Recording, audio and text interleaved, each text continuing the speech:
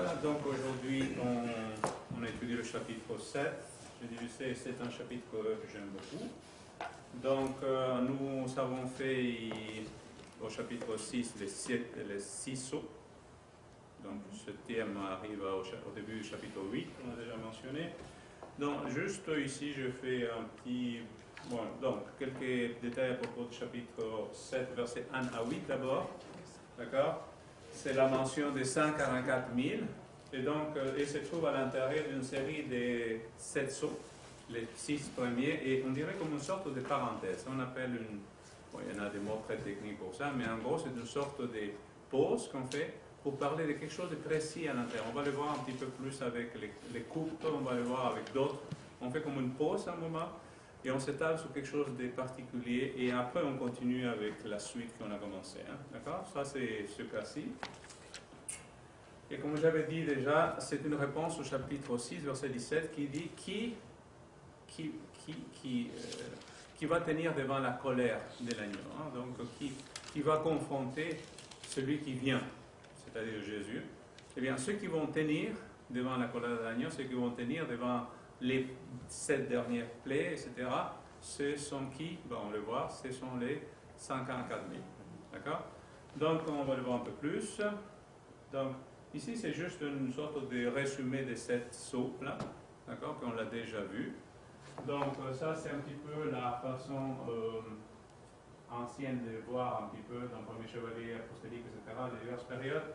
Ça jusqu'à un certain point, on l'a soutenu. Aujourd'hui, tous les auteurs d'essais adventistes ne suivent plus cette façon de faire.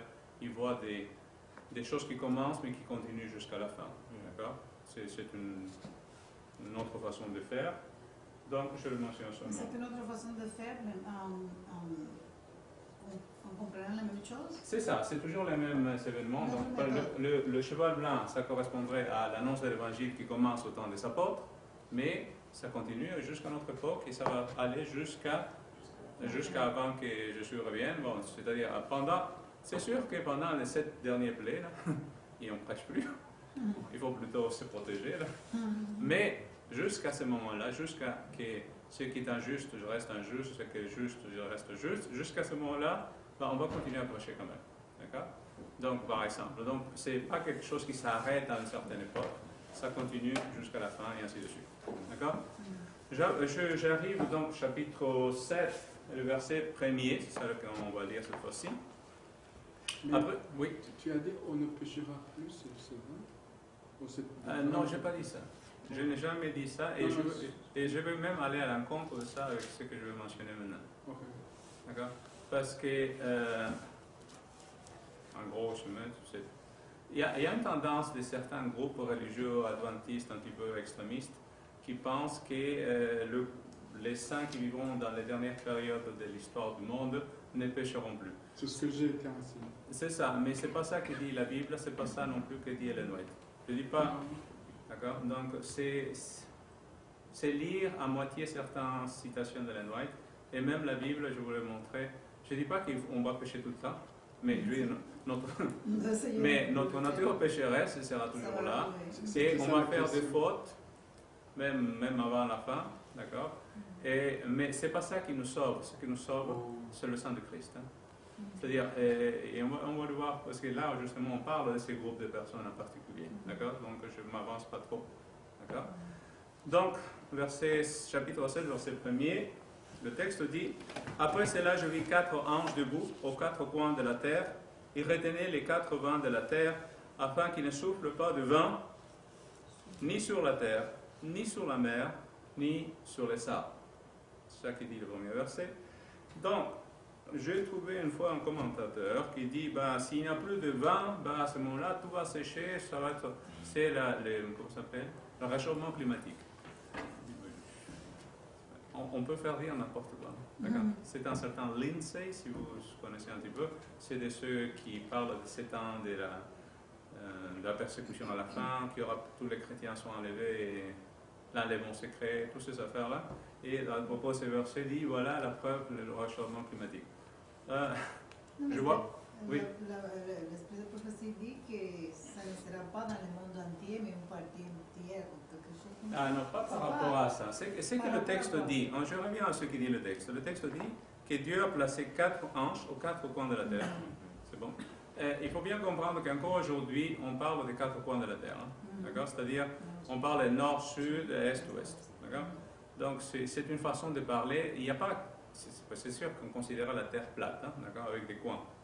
Aujourd'hui, on sait que c'est pas carré, elle est plate, elle n'est pas dans les rondes. Mais, comment ça s'appelle? Le monde, elle est considérée comme un nord, sud, est, ouest. Ce sont les 4 coins de la terre. Donc, ce qui veut dire, tout simplement, ces événements concernent quoi? Toute la terre. Toute la terre est concernée par ces événements qui vont arriver après que ces anges. Pour l'instant, les anges retiennent les vents. C'est-à-dire, les vents, et c'est ça qu'on va chercher à voir, qu'est-ce que ça veut dire les vents? On l'a déjà étudié avec Daniel, mais on va revenir dessus. D'accord? Quelle est la symbolique du vent? Mais en tout cas, les événements qui vont concerner le temps de la fin, c'est des événements mondiaux.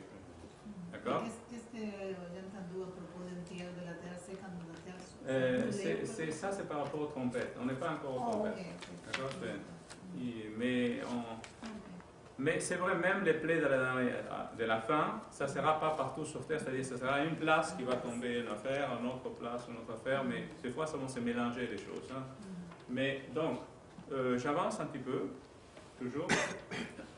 Je disais, les vents. Quelle est la signification des vents d'après la Bible? C'est assez simple. Les vents représentent les guerres, les conflits, et donc la séquence terre, mer, arbre fait écho à la création. Rappelez-vous, c'est le 3e jour de la création. D'accord? Donc, les vents représentent les guerres. C'est-à-dire, ce que les anges sont en train de retenir, c'est quoi? Les conflits qu'il y aura sur la terre. C'est-à-dire, il pourrait y avoir davantage de problèmes sur terre.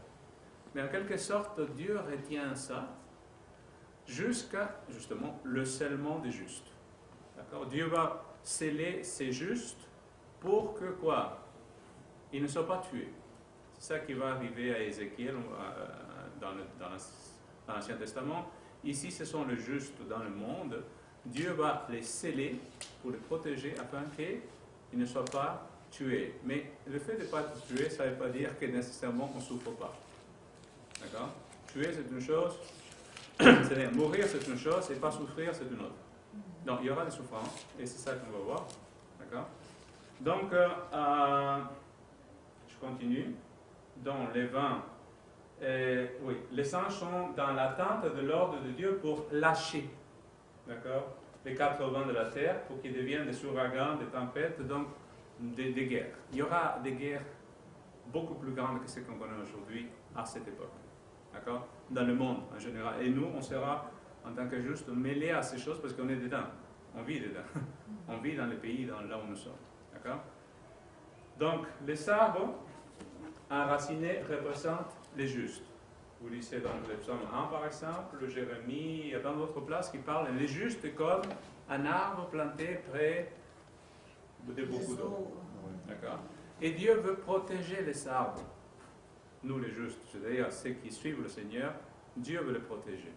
Et justement, il va envoyer un ange avec un son, va arriver.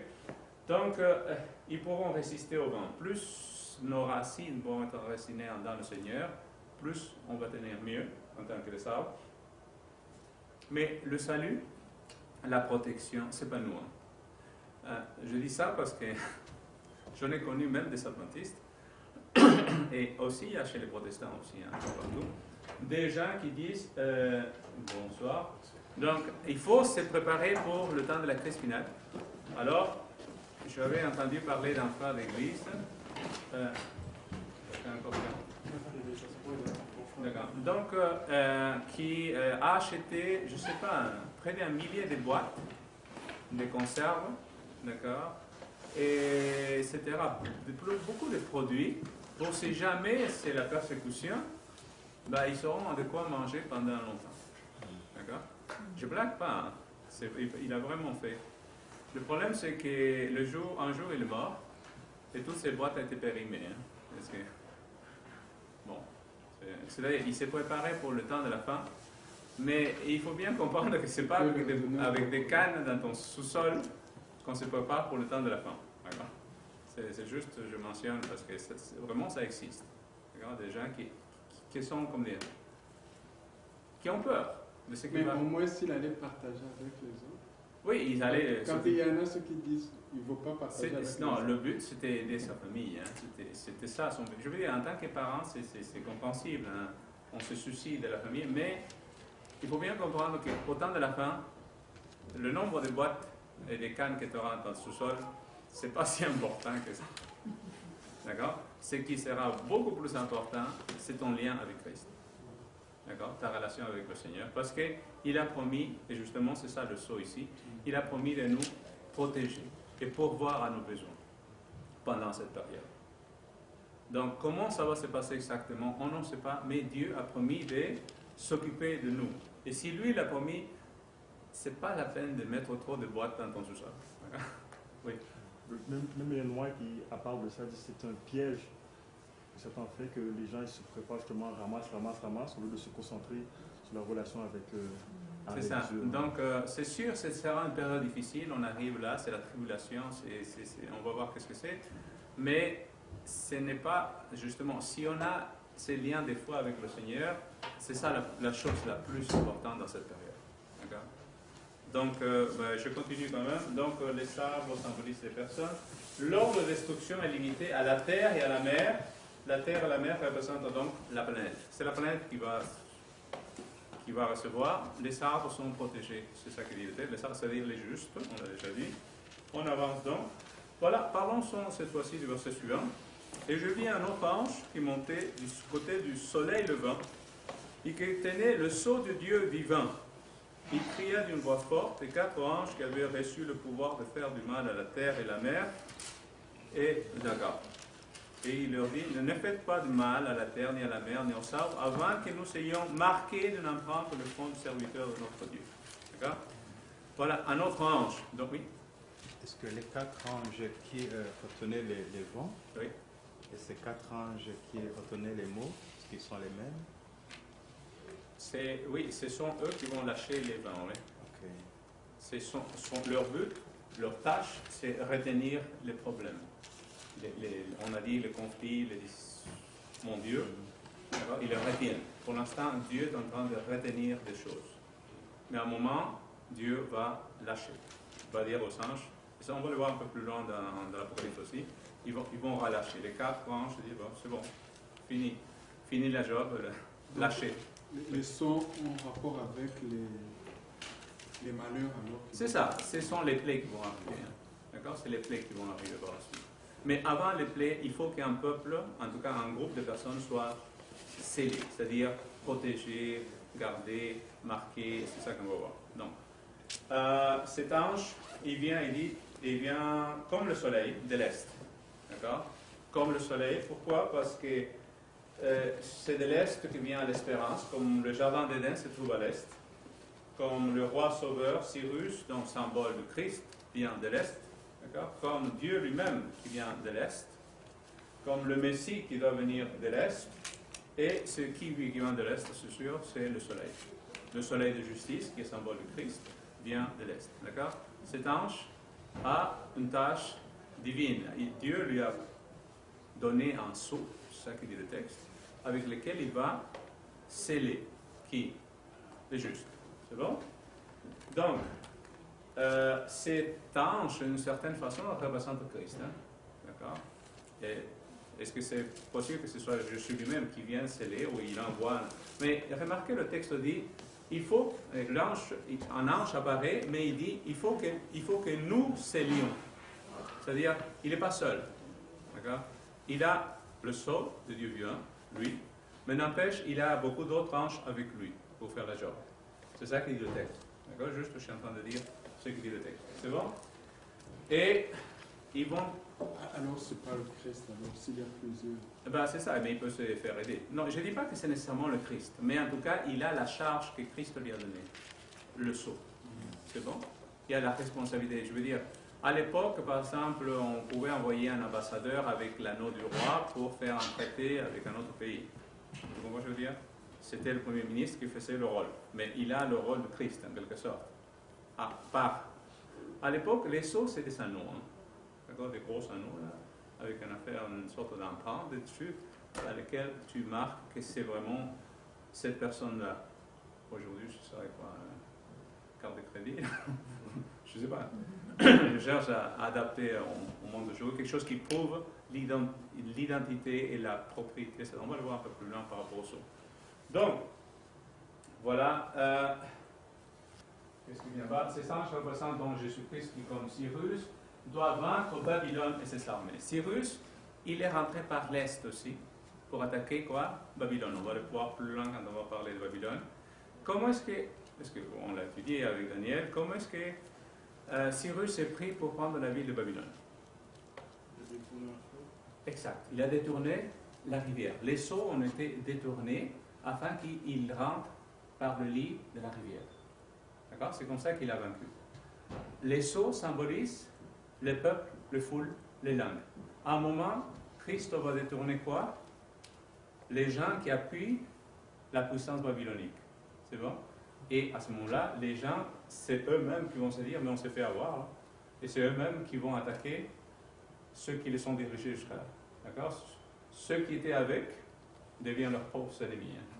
Donc, c'est ça qui va arriver à la fin, entre autres. Et ensuite, Jésus revient. D'accord?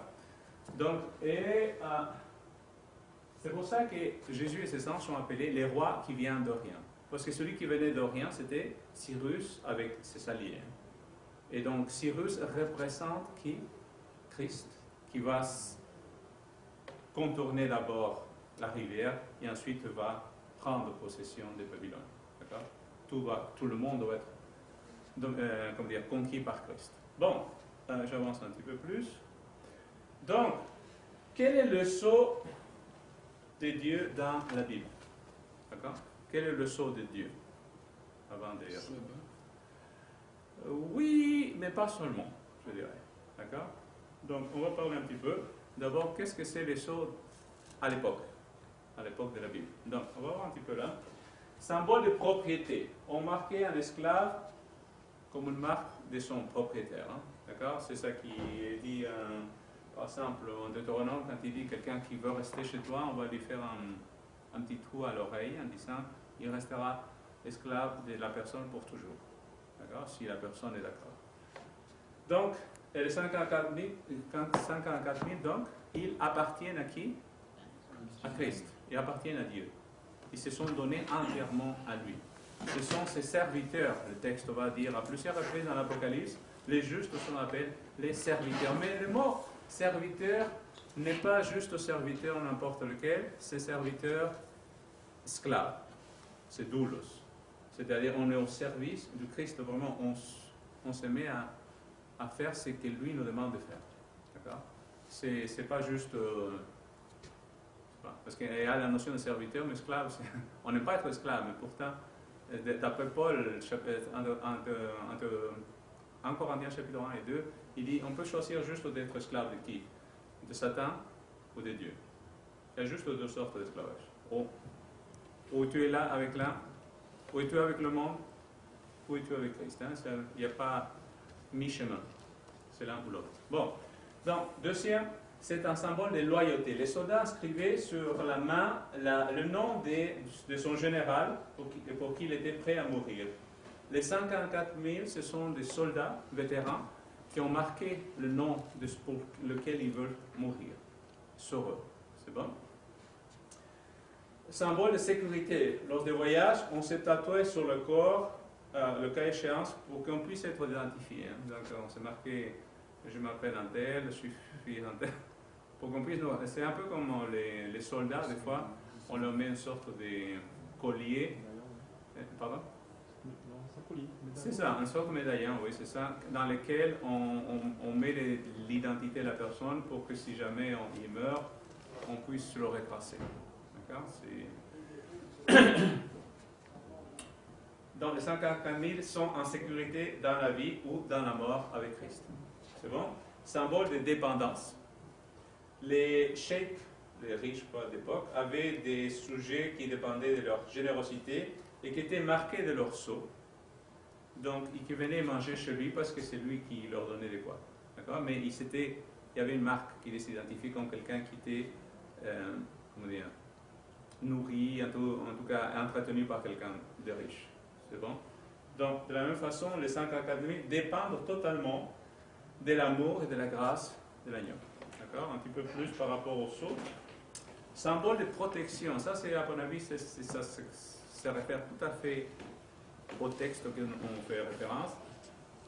Hérodote, c'est un historien grec, il dit, parle d'un temple d'Héracle où tous les criminels qui s'y réfugiaient étaient libérés de toute persécution et marqués du signe du Dieu qui les protégeait. D'accord? Tu allais dans ce temple, on devait te tuer, mais on ne pouvait plus te tuer dans ce temple. Mais pour que tu puisses y rester, il fallait te marquer de la marque du Dieu en question et tu restais au service du Dieu cette fois-ci. C'est bon, mais tu n'étais pas tué grâce à ça. Bon, ça c'est chez les Grecs. Les 144 000 seront protégés par Dieu, Ézéchiel chapitre 9, et ça c'est important ce texte. Versets 4 à 6, c'est à l'intérieur de la ville de Jérusalem. Et le texte dit que Dieu envoie des anges marquer les justes avant que les anges exterminateurs arrivent pour tuer tous les autres. D'accord? Le marquage se fait avant. Et une fois que le marquage, je veux dire le scellement est fait, qu'est-ce qui se passe? Les anges destructeurs arrivent pour tuer les autres, hein, sauf ceux qui ont la marque. Ça me fait penser aussi à la Pâque, hein, lorsque les gens ont mis du sang dans les portes et toutes les autres maisons, tout le monde, le premier-né sont morts, tandis que dans ces maisons, ils ont été protégés. D'accord? Donc, durant les 7 derniers, durant les 7 derniers plaies qui tomberont sur la terre et de la colère de la bête, c'est vrai de quoi ils vont être protégés. Ils vont être protégés des plaies. Mais à la fin, il n'y a pas que les plaies. Hein. Il y a aussi l'acharnement de quoi? De la bête et les siens contre qui? Contre les enfants de Dieu. C'est exactement le même cadre qu'on trouve à quoi? En Égypte, lorsque quoi? Dieu envoie ses plaies pour secouer l'Égypte, pour qu'il laisse partir Israël, mais il y a quoi? Le pharaon s'acharne avec qui? Avec les Israélites, d'accord? Avec le peuple de Dieu.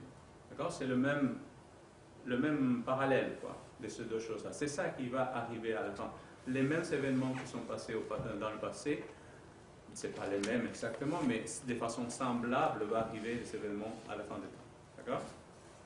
Et enfin, sur le caractère, Apocalypse chapitre 14, verset 1er, donc 14, on va l'étudier quand on sera là, dit que les 144 000 ont le nom de Dieu et de l'agneau sur le front. Le nom de Dieu est une expression qui signifie son caractère, sa personnalité. Lorsque Dieu donne son nom à Moïse, il donne aussi la liste de ses qualités. Les 144 000 donc sont ceux qui ont permis que Dieu transforme le caractère par son esprit. Ils sont le caractère de Dieu en eux. Et c'est ça le plus important. D'accord? Ce n'est pas la perfection au niveau je ne fais plus rien de mal. Tu sais, si tu ne fais plus rien, c'est parce que le jeune homme riche s'approche de Jésus en disant j'ai rien fait de mal. D'accord? Mais c'est vrai, il n'avait rien fait de mal. Mais Jésus lui dit mais ton seul et unique problème, c'est que tu n'as rien fait de bon non plus. Tu sais, quand on fait rien de mal, je dis non, je ne fais rien. Oui, non, il vaut mieux faire des choses, se tromper des fois, mais en essayant de faire le bien. D'accord? Et c'était ça le grand problème des jeunes hommes riches, et c'est ça qui risque avec des personnes qui disent je ne pêche plus. D'accord? Je ne pêche plus, je reste dans ma chaise. Oui, mais il y a du besoin autour de toi. Tu vois? C'est ça le risque de l'inamobilité de ne rien faire non plus. Donc, j'avance un petit peu plus. Donc, avoir le sceau de Dieu sur le front signifie avoir un caractère selon la volonté de Dieu et consacrer sa vie à son service. D'accord? Je résume ce que je viens de mentionner avant. Donc, le sceau de Dieu est la marque de son autorité, n'est-ce pas? Un sceau, c'est ça que nous, adventistes, on dit toujours. Donc, qu'est-ce que contient un sceau? Un sceau contient le nom, le titre, la domination ou la zone d'influence de la personne. Donc, où se trouve ce sceau? C'est assez facile, c'est où? Dans les 10 commandements, en plein milieu, ça s'appelle le 4e commandement. Il nous dit qui est Dieu. Toutefois, le sabbat, comme le baptême, la dîme, le choix alimentaire et le respect du décalogue, n'est que le signe extérieur du sceau qu'il est à l'intérieur de nous-mêmes. D'accord? Ce sont des, comment dire, des caractéristiques qui identifient les justes, mais ils ne les sauvent pas. Je ne sais pas comment je veux dire. C'est parce que tu es un enfant de Dieu que tu fais ces choses-là. Mais ce n'est pas parce que tu gardes le sabbat que tu es sauvé. Ça va? D'accord? Et tous ces autres que je viens de mentionner là sont aussi importants. Et sont identifiés comme des sceaux aussi. Donc dire que c'est seulement le sabbat et juste le sabbat, à ce moment-là, tous les juifs, tu comprends ce que je veux dire, ne doivent pas sauver puisqu'ils gardent le sabbat aussi. Pas tous les juifs pratiquants, je parle. Hein, d'accord? Donc, ce n'est pas le sabbat seul qui sauve. C'est cette relation que tu as avec le Seigneur par laquelle tu gardes aussi le sabbat, puisque tu as cette relation. D'accord? Mais est-ce que les Juifs gardent vraiment le sabbat? Parce que j'ai entendu que eux, tu peux écrire un message, ils sont exemptés. On va arriver aux Juifs au chapitre 10. D'accord? C'est pas que je ne veux pas parler, mais on va en parler pas mal à ce moment-là. D'accord? Je me garde un peu pour ça. C'est pas que je ne veux pas, c'est pour juste le faire celui d'aujourd'hui. D'accord? Donc, Genèse chapitre 4, verset 15, nous parle d'un autre, d'un sceau que Dieu a mis sur quelqu'un d'autre. Vous vous rappelez bien? C'est qui? C'est Cain. Dieu a mis un sceau sur lui afin que personne ne le tue. C'est ça que dit le texte. D'accord? Et pourtant, c'est un tueur. C'est un assassin. Mais Dieu montre sa miséricorde envers cet homme, malgré tout. D'accord? Malgré tout, il lui laisse quand même le temps de revenir à lui peut-être. D'accord? Et il le protège par une marque identifiable qui empêche que les gens le tuent. D'accord? C'est ça qui dit le texte. Donc ensuite, quelle est la marque de la bête? D'accord? Bon, nous, on dit tout de suite adventistes que nous sommes le dimanche. Hein? D'accord? Oui, mais pas seulement. C'est ça que je veux dire. Le dimanche, d'accord, oui, mais pas seulement. C'est-à-dire, la marque de la bête est l'approbation délibérée des règlements de la bête. Il n'y aura pas que le dimanche, à la fin. Il faut bien comprendre une chose, et on va le voir quand on verra on l'a déjà mentionné quand même un petit peu, mais la marque de la bête, c'est très, comment dire, le sceau de Dieu, c'est une seule chose. C'est sur le front, c'est-à-dire il faut croire, il faut être engagé.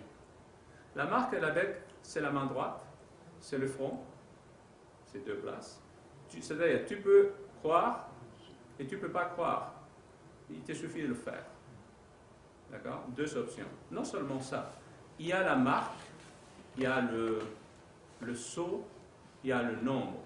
Il y a donc trois choix, d'accord? Plus deux options à l'intérieur de ce choix. Vous savez, il y a 6 choix différents avec la bête. Quand on arrivera au chapitre 13, on va voir un peu plus. D'accord? Tandis qu'avec Dieu, il y a un seul choix. Avec Dieu, c'est la marque au front. C'est-à-dire, il faut y croire et il faut t'engager. Avec le diable, le chemin est large. Les options sont ouvertes. C'est-à-dire, on peut être athée et être avec. Être croyant vraiment à fond et être avec la bête quand même. D'accord? C'est quand même... Les chemins larges pour suivre la bête. Donc, je disais, et sa conduite, elle symbolise, donc, elles sont symbolisées par l'observation du dimanche, mais à ce moment-là, on verra qu'il n'y a pas que le dimanche qui va être compris par suivre la bête. Hein. Donc, je continue un petit peu. Bon, c'est l'opposition entre les deux marques. Quand on arrivera à la marque de la bête, on ira plus en détail. Donc, le texte dira par rapport à la marque de la bête, il ne pourra pas ni acheter ni vendre. D'accord? Donc, ça veut dire l'affaire est monétaire. Qu'est-ce que ça veut dire?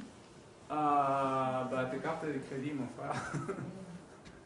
C'est-à-dire, on est de plus en plus informatique, etc. Mais il suffit que tu as vu que c'est facile de copier des cartes, etc. L'argent comme on le connaît aujourd'hui, pendant cette période, ça va être compliqué. il va falloir faire autrement, je ne sais pas comment ça. Mais au lieu de se faire des soucis déjà aujourd'hui, parce qu'au lieu, comme on disait, d'acheter des boîtes et mettre dans ton sous-sol, d'accord, confie-toi dans l'Éternel, tu vois, comment dire, fortifie ta relation avec Dieu, parce qu'il a promis de nous donner à manger, à boire dans ces périodes difficiles, et on n'aura pas de pénurie. On va le voir, ce qui est le plus difficile pendant cette période, c'est les annonces qui vont être faites, du mal qui va nous faire, mais aucun juste ne mourra pas. D'accord? Certains iront en prison, certains, etc. Est-ce qu'il y aura des torturés? Je n'en sais rien. Mais en tout cas, personne ne mourra pas pendant cette période. On est scellé. Mais la peur est là.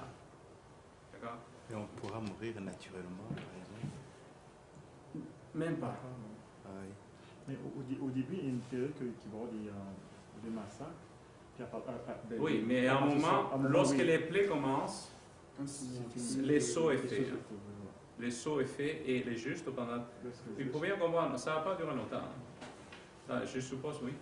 Mais ça, c'est avant les sauts ou c'est. La marque, c'est durant les sauts. Non, Le fait qu'on aurait pu acheter ni vendre, c'est avant. non, ça va être durant les plaies.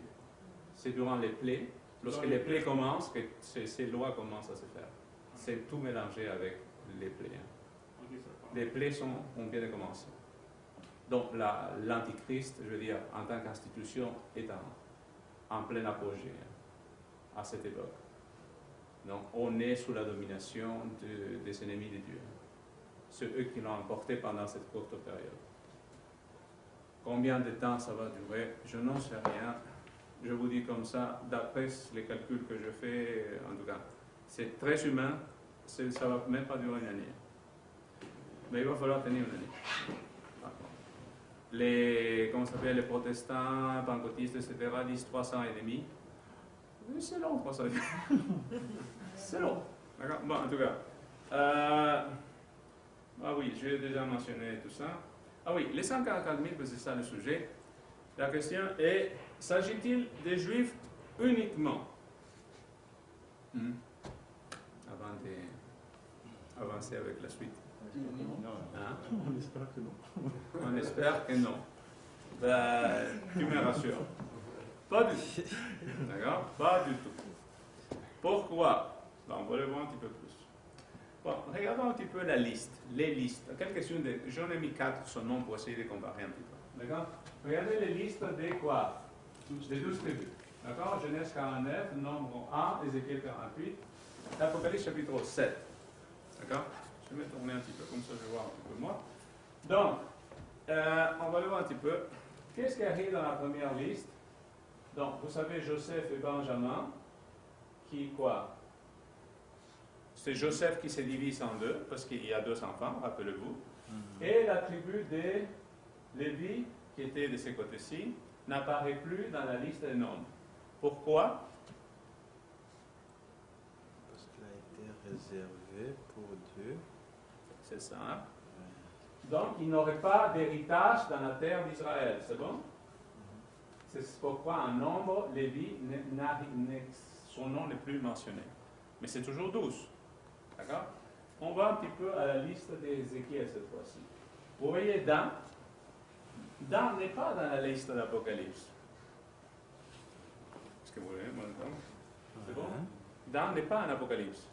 Ensuite, un autre problème, c'est que Manassé et Ephraïm, qui sont mentionnés de l'autre côté, en nombre 1, sont mentionnés dans la liste d'Ézéchiel, mais Ephraïm n'est pas mentionné en Apocalypse 7. Et par contre, Manassé, il est mentionné. C'est-à-dire qu'en quelque sorte, Joseph remplace Ephraïm. D'accord? Et Lévi s'y trouve. Ça va? Ça va? Je vous mets pas trop? C'est bon. Donc, voilà la liste d'Apocalypse 7. Donc, nous avons beaucoup d'explications. Je vais vous en donner quelques-unes. Donc, voilà. Juste, Oui. c'est quoi la différence entre Ézéchiel et Nombre? Ézéchiel et Nombre. Si tu remarques, à Ézéchiel et Nombre, Lévi n'est pas. C'est donc pareil. C'est l'ordre qui change. Ok, sinon c'est le même. Sinon, c'est le même. C'est l'ordre qui change. Et pourquoi cet ordre-là? C'est parce que c'est placé du point de vue géographique du nord au sud. À chaque fois, il y a un choix, un pourquoi. Et moi, ça m'intéresse la dernière liste. Hein. Mais je vous mentionne quand même les autres. C'est bon? Donc, ici, 54 000. Donc, les serviteurs de notre Dieu sont des chrétiens. Il y a beaucoup d'autres versets qui parlent et qui disent que les serviteurs de l'Éternel, c'est qui? Ben, c'est nous. Tous ceux qui veulent bien servir le Seigneur et qui se sont engagés avec lui par le baptême, ce sont ses serviteurs. Donc, les justes. Point. En Christ, les Juifs et les non-Juifs sont devenus un seul peuple. Bon, tous ces versets-là nous disent cela. D'accord? Je me suis cassé la tête à trouver tous les versets du Nouveau Testament qui disent ça. C'est assez clair, si vous voulez, c'est un sujet d'une seule soirée à elle seule. D'accord? Mais je le mentionne quand même. Donc, les 10 tribus du royaume du Nord ont disparu. De plus, depuis le retour de Babylone, les survivants des tribus de Juda, Benjamin et Lévi se sont mariés entre eux. C'était donc impossible de concevoir l'existence aujourd'hui de 12 000 représentants de chaque tribu. On ne sait pas où ils sont, comment ils sont, où ils sont. Ils se sont mêlés au monde, ils sont complètement disparus, 10 tribus au moins presque. C'est bon? On ne sait pas où ils sont. Donc, ça ne peut pas être littéral. On va voir pourquoi aussi d'autres détails. Donc, ensuite, la proposition ek, et ça c'est assez important. Ek, bon, c'est en grec, hein, c'est-à-dire hors de. C'est 12 000 hors de quoi? La tribu de Juda, hors de la tribu de Issachar, etc.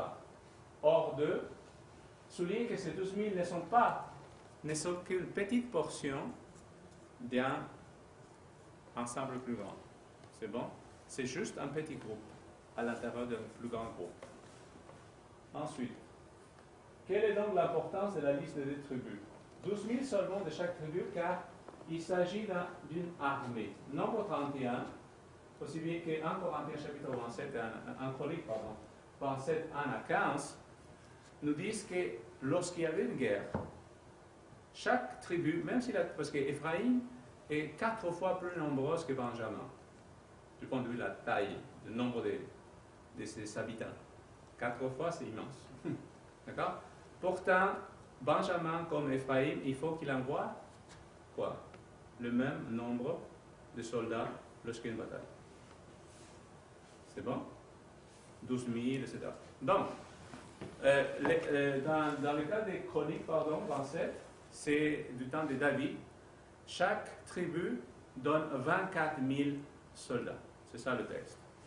Ici, ce que Jean est en train de faire, il divise à moitié chaque apport de chaque tribu. Ce n'est pas 24 000, mais 12 000. Il le réduit de moitié, et avec ça, la bataille va se gagner quand même. D'accord? Ces recensements préparent pour la guerre. Ici, nous avons donc des soldats préparés pour une guerre. Ensuite, le nombre 144 000 est composé de 12 et 1000. C'est bon? Le chiffre symbolique. Hein? C'est le nombre de l'alliance entre Dieu et son peuple. 4, le nombre de la terre. 3, le nombre de Dieu. C'est la multiplication des 12 tribus d'Israël par les 12 apôtres. On trouve le même chiffre dans la Nouvelle Jérusalem, qui a la même taille, 12, 12, et les bases, les portes, c'est 12, 12 toujours, 12 portes pour l'été. Et à chaque fois, référence aux apôtres et aux tribus. C'est bon? Et le chiffre 1000 traduit le sens des multitudes, mais aussi celui des armées. Quand la Bible, dans l'Ancien Testament, on mentionne les milliers d'Israël, c'est une référence à l'armée d'Israël. D'accord? On les appelle comme ça. Donc, c'est une armée encore. C'est bon? Elle s'oppose, voilà, cette armée, qui est l'armée de l'Éternel, s'oppose à quoi? À l'armée des méchants. D'accord? Donc, c'est l'armée du monde. Apocalypse chapitre 9, verset 6, qu'elles sont mentionnées, hein, comme des milliards, il y en a beaucoup de monde. Donc, voilà, donc par rapport à ça. Donc, à l'époque, les soldats sont, ça c'est chez les Romains, hein, sont placés par centaines, par milliers, par etc. etc. C'était ça la façon de s'organiser les armées. Donc, c'est une armée qui se prépare pour une guerre ici. D'accord? Donc, je continue avec 54 000 un petit peu. La tribu de Juda est placée en premier. Pourquoi? Parce que de Juda vient qui? Jésus. C'est Jésus. D'accord? C'est la tribu la plus importante à cause de Jésus lui-même. C'est bon? Donc, parce que si on dit ce sont tous des Juifs, ben des Juifs, il n'aurait que combien? 12 000. Parce que de la tribu de Juda, que ce sont les Juifs, il y aurait 12 000. Les autres ne sont pas des Juifs, ne peuvent pas être des Juifs. Littéralement parlant, ça ne marcherait pas. Parce que ceux qui disent, ah, ça c'est que des Juifs. Non, non, ça ne marche pas. Il y a 12 000 seulement. Donc, ça ne marche pas la littéralité que certains... Parce qu'il y en a beaucoup d'auteurs protestants qui pensent que c'est des Juifs, hein, ces groupes-là. D'accord? Donc, voilà. Ah, voilà. Pourquoi les tribus de Dan et d'Éphraïm ont été enlevées? Pourquoi ces deux noms ne sont pas là? Voilà quelques-unes de théories que je n'y crois pas, mais je vous le donne quand même, juste pour vous mêler un peu. D'accord? Pour que vous sachiez quand même qu'est-ce qu'ils disent les auteurs en général. Dan a disparu à cause des Phéniciens. Au nord, il y avait la Phénicie, et les Phéniciens ont envahi Dan, puisqu'on était envahis, assimilés, etc. Dan n'est plus mentionné parce qu'ils se sont perdus avec d'autres. D'accord? Ça, c'est une première théorie. Deuxième théorie, à cause de son idolâtrie. Juge 18:30 dit qu'il y avait un culte idolâtre à Mais le Dan. premier, tu l'as pas lu. C'est qui? C'est Dan ou c'est Manassé? Oh, non. Manassé aurait été mis à la place de Dan par erreur. D'accord? Ça, c'est un auteur, Charles, il me semble, qui s'appelle son nom de famille. Il dit, oui, je ne l'ai pas mentionné le premier, qu'au lieu d'écrire Manassé, il écrit, non, au lieu d'écrire Dan, il écrit Manassé. Et après, le prochain copiste aurait écrit le nom complet de Manassé. C'est une erreur entre le D et le N. Ça se ressemble dans le même en grec. original? Non. Mais bon, il faut bien expliquer quelque chose. Il faut trouver un... C'est une théorie. D'accord? Cette théorie, je vous la donne quand même. Donc, ensuite, il dit, l'Antéchrist vient de Dan. Le prince de la tribu de Dan est Satan, dit le testament des 12 patriarches. Le problème des 12 patriarches, c'est 3 siècles après Jésus. C'est loin. D'accord? Bon, en tout cas. Donc, Dan aurait été maudit. Genèse 49, 17 mentionne que Dan est comme un serpent, dit le texte. Puisque c'est un serpent, est en lien avec le diable. Bon. Il fallait bien omettre quelqu'un. Ça, c'est... Quand c'est plus là. Il est honnête, Il est honnête. Mais... Il fallait faire 12, on avait 13, on a enlevé Dan. Hein. C'est ça. Hein. C'est une théorie. Hein, Éphraïm désigne les tribus apostates du nord. D'accord? Éphraïm, c'est le mot qu'on utilise des fois pour désigner le nord. Et puisque c'était des tribus apostates, donc on a enlevé le nom d'Éphraïm, on a mis celui de Joseph qui est plus joli. Et donc moins lié à l'idolâtrie. Ouais. Bon, voilà les théories qui ont été données comme explication pour l'absence de Dan. Bon, je n'y crois aucune de cela. Mais je vous le dis, c'est pas si évident que ça. Hein. Non, je l'ai trouvé chez un auteur protestant et je trouve assez bonne, celle-là. Donc, pourquoi? Parce que c'est la signification du nom de chaque. Regardez la signification du nom de chaque. Judas veut dire quoi? Rendre gloire à Dieu. Rouben, voici un fils. Gad, quel bonheur. Aser, heureux, béni. Nephtali, lutter, vaincre. Manassé, oublier, pardonner. Siméon, écouter, obéir. Lévi, attacher, se coller, se joindre. D'accord? Issachar, salaire, récompense. Zabulon, habiter à la maison. Joseph, faire à nouveau, répéter. Et Benjamin, fils de ma droite, ou de la vieillesse, comme on peut. Hein? D'accord?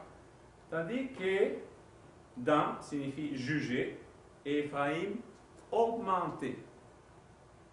Et les 144 000 n'ont pas la tâche de quoi? De juger. Et leur chiffre est exact. Donc, ils ne vont pas augmenter. C'est ça et c'est tout. C'est bon? Donc, dans ces cas-là, les 144 000 ne jugent pas et voilà, c'est le nombre fixe. Donc, voilà l'explication pourquoi les deux noms d'Éphraïm, aussi que bien de Dan, ont été enlevés. Parce que la signification du nom ne correspond pas à ce qu'eux ils sont. C'est bon? Ça, c'est la meilleure explication que j'ai trouvée pour l'instant. D'accord? Si un jour on rencontre Jean, il nous expliquera un peu plus. Jean, je parle de l'apôtre. Oui. Oui. Les 54 000 n'ont pas l'objet de léger ni d'augmenter, mais pour les expliquer par rapport, par exemple, à Joseph, à la signification de Joseph, faire à nouveau répéter. Ah, mais oui, je passe assez vite, mais on pourra aller un à un par rapport à ce que je viens de mentionner et vous dire, ça correspond aux 54 000. Ce sont des caractéristiques des 54 000, toutes les autres. Les autres? Oui. D'accord? Tandis que les deux qui sont enlevés ne correspondent pas. Est-ce que Joseph, tu l'as? Oui, je viens de le mentionner. Joseph, ça veut dire donc faire à nouveau. Moi, je serais intéressé de savoir. Faire à nouveau, mais ça, c'est bon, ça, c'est le sens littéral. Hein, mais attends, je recule. Joseph, faire à nouveau, répéter. D'accord? Donc, tu peux l'interpréter de diverses façons, mais c'est. Tu as une nouvelle occasion, tu fais à nouveau. C'est la dernière chance pour ces gens-là. Tu comprends? Ils vont. Non. Ils ont été avec le Seigneur, il a eu des hauts et des bas, etc. Et ils le refont à nouveau. Cette fois-ci, ils vont tenir bon, grâce à leur relation avec Christ. Ils le font. Tu peux le prendre dans le sens, ils ont été renouvelés, ils ont été nés de nouveau par ça.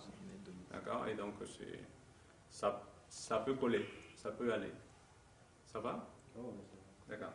Donc, je ne m'attarde pas trop, mais si tu voulais, on peut revenir sur les noms avant plus en détail. Mais bon, c'est l'explication la meilleure que j'ai trouvée pour l'instant. D'accord? Donc, je continue. Ah, la grande foule et les 144 000 sont un seul et même groupe de personnes. D'accord? Ça, on le voit un peu plus. Les justes qui vivront dans la dernière génération de notre monde, ceux qui verront Jésus revenir en gloire. Deux groupes qui sembleraient différents et pourtant sont le même. C'est bon? Bon, je vais l'expliquer maintenant. Je pensais que c'était deux groupes. Ce sont deux groupes, mais ils sont un seul. C'est-à-dire, voilà. Un exemple, une image que je trouvais, c'est quand j'arrive depuis la 417 à Gatineau. D'accord? Je traverse quoi?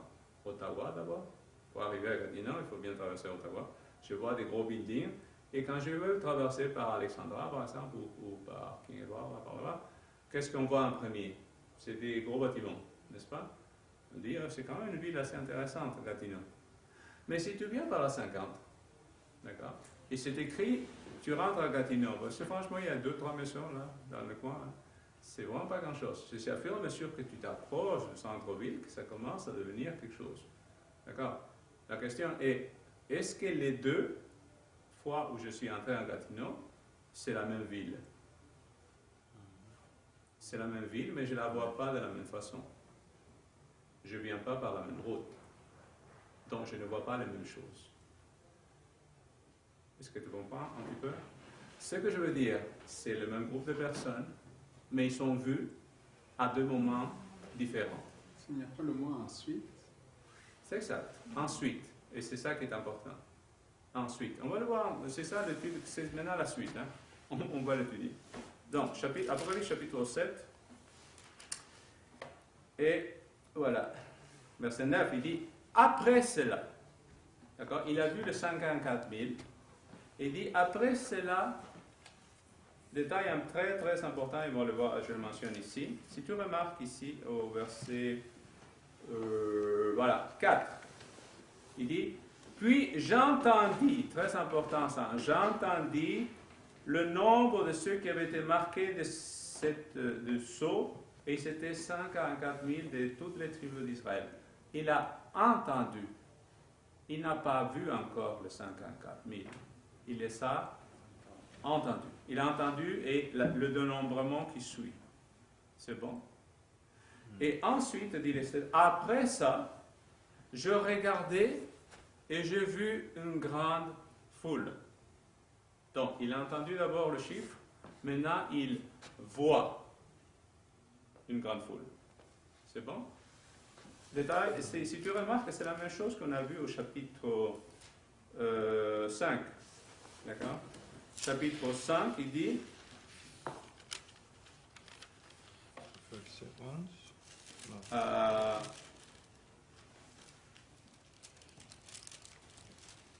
Donc, par exemple, verset 5, il dit, chapitre 5, verset 5, Jean, il a pleuré, dit verset 4, parce qu'il n'avait personne qui pouvait ouvrir le livre, vous connaissez. Dans chapitre 5, verset 5, il dit, alors un des anciens me dit, ne pleure pas, car le lion de la tribu de Juda, le rejeton de la racine de David, a vaincu pour ouvrir le livre, c'est 7 sceaux. Il a entendu qui? Un des anciens, d'accord, qui lui dit, le lion. C'est bon? Et verset 6, il dit, puis je vis au milieu du trône des 4 êtres vivants, quoi? Un agneau debout comme offert en sacrifice. Attends, on lui dit le lion, on lui dit. Et lui, ce qu'il voit, c'est quoi? C'est un agneau. Ce n'est pas le seul endroit. Il y en a comment 4-5 fois dans le livre de l'Apocalypse où il entend quelque chose et qu'il voit une autre chose. C'est la même chose, vue de deux façons différentes. Un autre aspect de la personne du Christ ici. Il est le lion et il est aussi l'agneau. Ça ne contredit pas l'un à l'autre. Comme moi, je te vois comme le pasteur, mais ta femme te voit comme le mari. Par exemple. D'accord? C'est toujours le même groupe. Et je te dis déjà d'avance, je reviens au chapitre 7. Ce qui les différencie, c'est le temps. Parce que les 144 000, c'est avant. Quoi? Non, avant la grande tribulation. Avant de rentrer dans la grande tribulation, ils vont être scellés. Et ici, le texte au chapitre 9, il dit qu'ils sont après la grande tribulation. C'est bon? En avant, c'est comme une photo avant, une photo après. C'est toujours le même groupe, mais vu à deux moments différents de leur tâche et de leur responsabilité par rapport aux événements de la fin. Ça va? Donc, j'avance un peu plus. Une petite question. Oui. Ma question, c'est qu'au verset 9, Oui. il dit que la foule était innombrable, on ne pouvait pas le compter. C'est ça, mais j'arrive. Attends, Ok. Je vais aller dans chaque verset, ça va? Et dans chaque ligne, si possible. Justement, c'est ça qui est intéressant. C'est pas que je ne veux pas dire. Avance-toi. Jean fait un clair contraste entre les deux groupes. Il les oppose presque. D'accord? D'accord? Jean entend le nombre 150 000, mais il voit une grande foule. On l'a déjà mentionné. Le premier groupe est numéroté, le deuxième, personne ne peut le compter. D'accord? Le premier, ce sont des Israélites. C'est ça que dit le texte. Le deuxième groupe, il vient de toutes les nations de la terre. C'est le même groupe. Mais, quoi? On montre qu'on est, premièrement, et ce groupe est rattaché à l'Israël de Dieu. C'est l'Israël de Dieu. Ce sont les tribus qui s'accomplissent par la prophétie dans, quoi? Les païens qui sont rentrés, que nous sommes nous, quoi, les païens, les non-juifs, quoi, que nous sommes rentrés et attachés à la vigne, que dit Romains, chapitre 11, c'est bon. Et nous complétons cela. Et le nombre est tel que ce n'est pas, je veux dire, quand tu vois une grosse foule, là, qui en ait 5 000, 10 000, 15 000, 20 000, est-ce que tu peux les compter? Juste, ils voient la foule. Et comme ça, personne ne peut les compter. D'accord? Donc, c'est ça qu'ils voient. Une foule innombrable, une foule immense de justes, mais qui ont été identifiés avant comme étant, quoi? 144 000. Donc, le 144 000, c'est un chiffre symbolique par rapport à un groupe bien particulier. Ce n'est pas tous les justes. C'est ceux qui vivront au temps de la fin. D'accord? Ceux qui vont passer par... Donc, j'avance un petit peu plus. Voilà. La grande foule. Le texte dit, c'est verset 9 d'abord. Après cela, je regardais et je vois une grande foule immense de personnes qui ne pouvaient compter C'était les sommes de toute nation, de toute tribu, de tout peuple, de toute langue, qui s'étaient debout devant le trône et devant l'agneau, habillés de robes blanches, des feuilles de palmier à la main. C'est bon? La promesse que Dieu a faite à Abraham, il lui a dit, ta descendance sera comme le sable de la mer, comme les étoiles du ciel. Et la promesse s'accomplit ici. Ces descendants, ce ne sont pas seulement ceux qui sont de sa chair, ce sont tous ceux qui font partie du peuple de Dieu. Donc, c'est une foule innombrable. C'est bon? Donc, ensuite, les robes blanches et les palmes sont partie du rituel des guerriers de la célébration d'une victoire. Quand, on va le voir un petit peu plus loin, mais avec des images, je veux dire, mais lorsqu'on célèbre une victoire, on s'habille en blanc, à Rome, je parle, et qu'est-ce qu'on fait? On prend des palmes à la main pour accueillir l'empereur qui arrive avec ses armées. C'est bon? C'était la façon d'accueillir les... On a dit, on a gagné, c'est nous les meilleurs. C'est les Romains qui faisaient cette pratique, d'accord? Et aussi, si vous savez mieux le catholique, donc 2 Maccabées 10, verset 7. Donc, c'est comme les prêtres aussi, d'accord? Ils s'habillent en blanc, ils sont en service dans le temple. Les robes blanches sont celles qui ont été reçues par le baptême, c'est la justice de Christ. Vous voyez donc ici une petite image. Donc, c'est Christ qui nous donne sa justice. Nous sommes justifiés par ce qu'il a fait pour nous. D'accord? La seule chose qui nous sauve, c'est ce que lui il a fait pour nous. Ce ne sont pas nos actions. Ce n'est pas notre perfection à nous. C'est la perfection que lui nous sauve. Aucune autre perfection est valable aux yeux de Dieu pour nous sauver. D'accord? Seulement le sang de Christ. Donc, les 144 000 sont ceux qui accueilleront le Christ triomphant comme la foule a accueilli lors de sa première venue.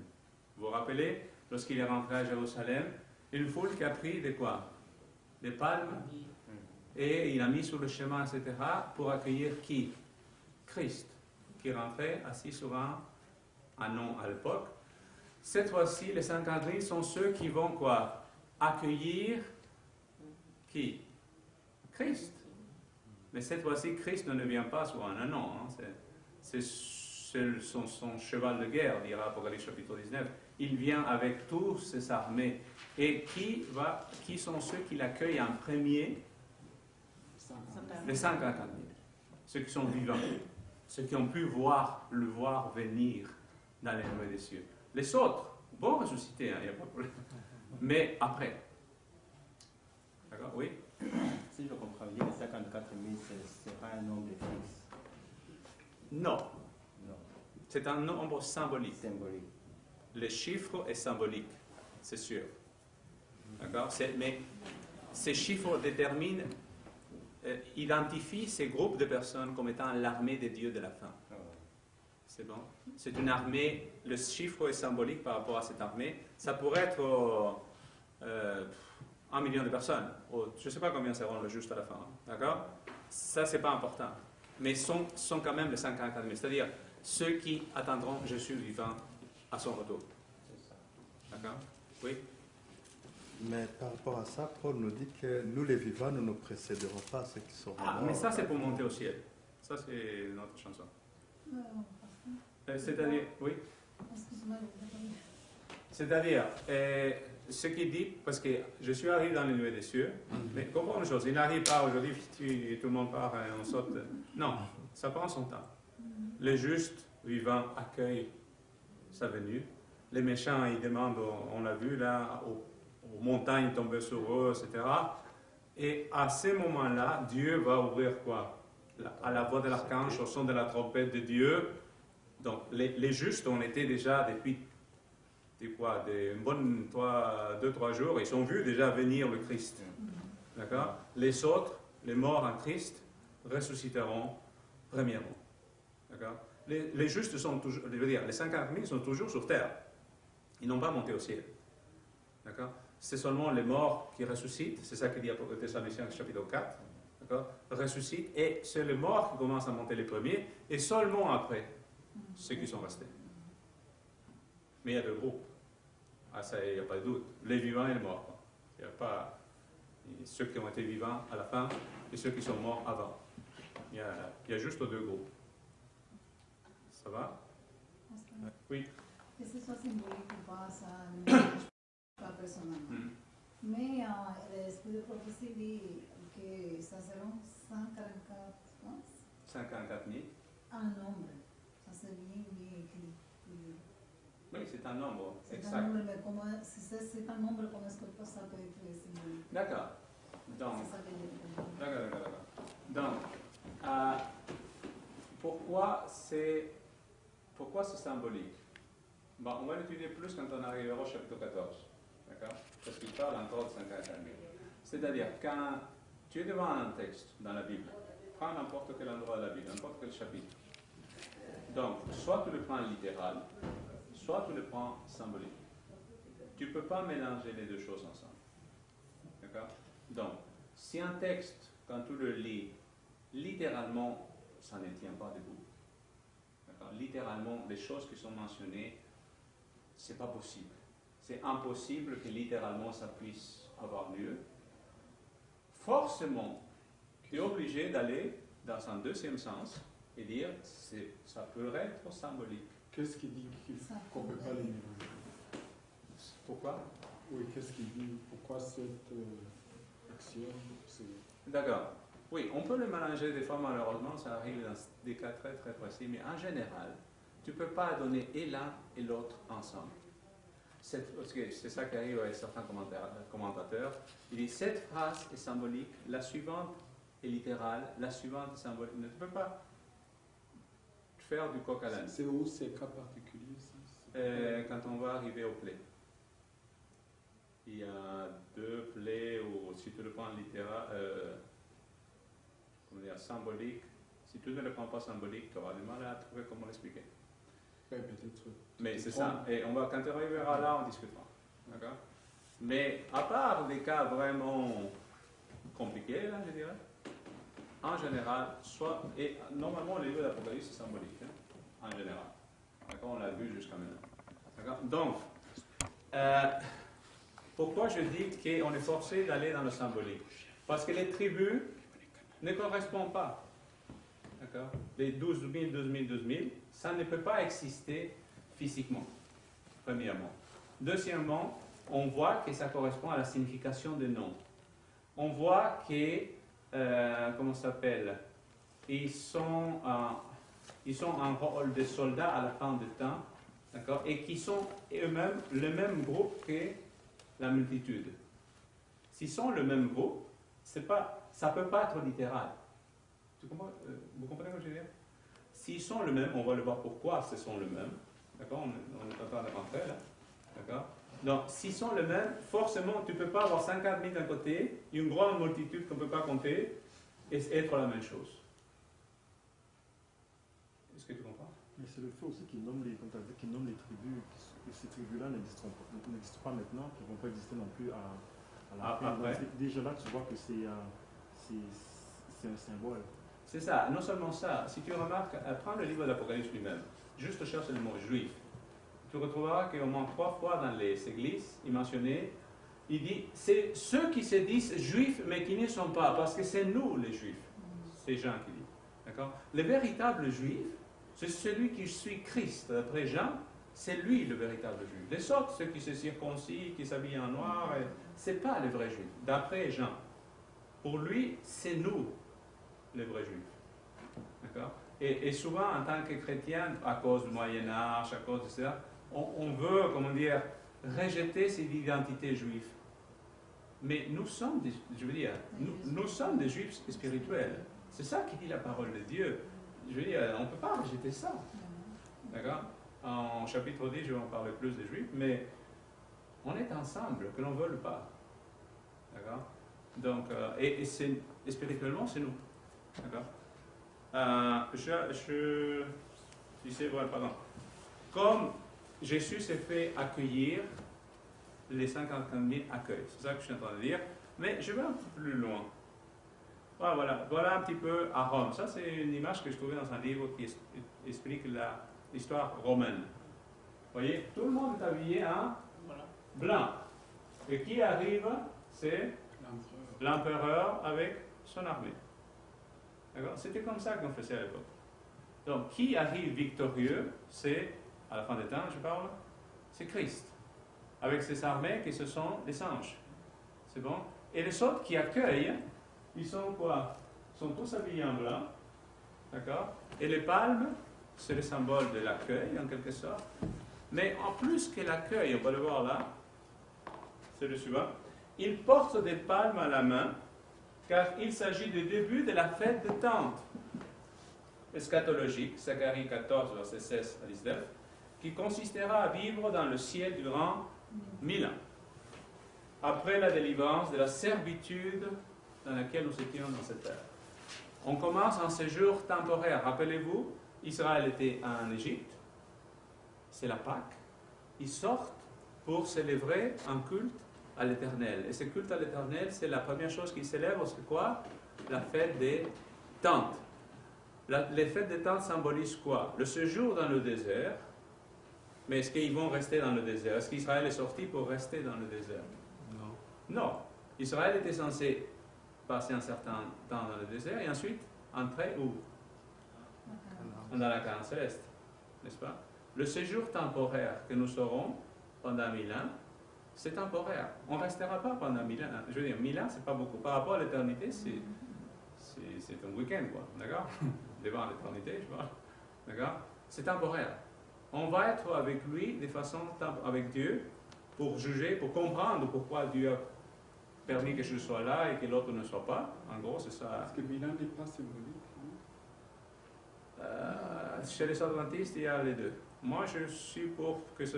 Je veux dire, quand tu es devant l'éternité, d'accord? Qu'est-ce que ça te fait 1000 ans, ou 2000 ans, ou plus ou moins? D'accord? D'accord? Pour moi, 1000 ans, pourquoi ça ne paraît pas littéral? Mais il y a des adventistes, auteurs adventistes, qui sont pour dire 1000 ans, ben c'est vrai que dans la Bible, on arrondit les chiffres beaucoup. Peut-être c'est moins. D'accord? Je n'en sais rien. Non, surtout qu'on a vu 1000 que 1000 peut signifier. Ça peut signifier une multitude, Ouais. beaucoup. Mais c'est comme en français, des fois on dit, voilà, on vient de faire le sondage par rapport au vote, etc. On dit à peu près tant de votes. C'est global. On donne des chiffres globaux. Je veux dire, on ne dit pas 34 et virgule. Non, c'est pas comme ça, quoi. C'est 10 347. Non, c'est 10 300, voilà. Hop, les autres, c'est pas qu'il n'y en a pas plus, mais on aime arrondir. Dans la Bible, on fait souvent ça. Hein. D'accord? Le séjour en Égypte. Mais le séjour au ciel correspond au séjour au désert. C'est-à-dire, c'est temporaire. C'est 1000 ans, mais c'est la fête des temps. C'est-à-dire, le séjour au ciel, ça va être un séjour temporaire. Parce que le lieu définitif où nous allons nous installer, c'est où? C'est ici. C'est ici que vraiment ça sera pour toujours. Mais le désert n'était pas un endroit de joie, de plaisir, là. Le ciel. Non, mais on irait à une grande discussion. Mais en gros, ils sont connus, comment dire, ils ont commencé à connaître le Seigneur dans le désert et apprendre à vivre en dépendance de lui. Le haïr. Ah. Mais comment dire, si tu regardes par exemple Osée quand il décrit le séjour du désert, c'est une période merveilleuse. Jérémie aussi, c'est une période merveilleuse dans laquelle le peuple de Dieu était fidèle à l'Éternel. D'accord? Pourquoi? Parce que c'était pire quand ils sont arrivés à Canaan. C'était pire. Donc, il y avait des révoltes, Corée, et les Ammonites, Balaam et Balak, etc. Il y en avait, mais c'était très ponctuel. Hein. En comparaison à ce qui est arrivé plus tard, ça dépend à quoi tu compares. Donc, et c'est vrai qu'il y avait des murmures, etc.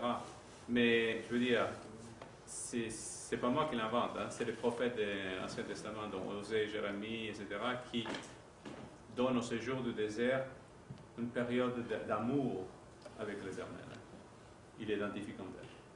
Donc, mais en gros résumé, c'est dans ce jour là-bas. Donc, c'est pour ça que, comme ça s'appelle, Zacharie 14 dit que nous allons participer à cette scène après le retour de Jésus. Hein. C'est ça qu'il dit.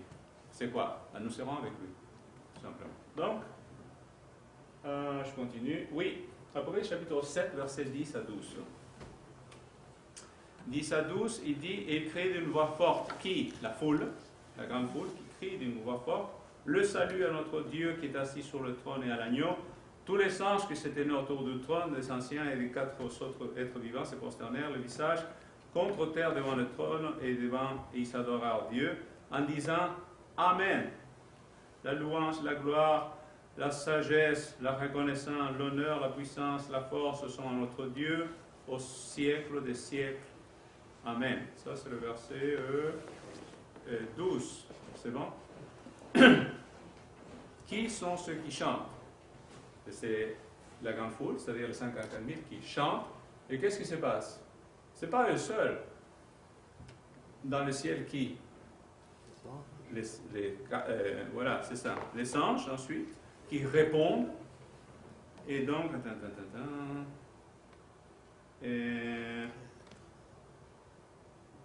voilà.